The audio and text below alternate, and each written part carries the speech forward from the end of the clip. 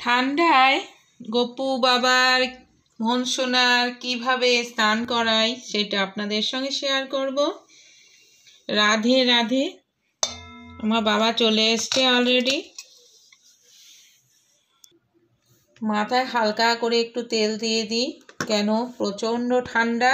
আর আমার সোনা গরম জলে স্নান করে না, স্নান করা পছন্দ না গরম জলে, তাই হালকা করে স্নান করাই। রাধে রাধে। নিয়ে নিয়েছি জল, তুলসী পাতা অল্প করে।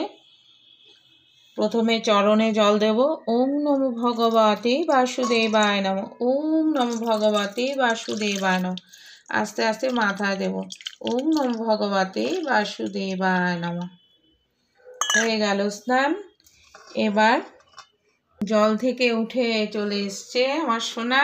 এবার গা মুছিয়ে দেব, চন্দন পরিয়ে দেব।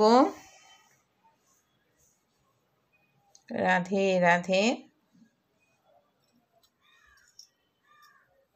জামা পরিয়ে দেব। এবারে একটা পাতলা জামা নিচে পরাই, তার উপরে সোয়েটার পরাবো। এবারে সোয়েটারটা পরিয়ে দেব।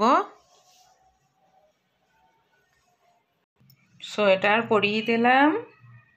এবার পরিয়ে দেব তুলসীর মালা।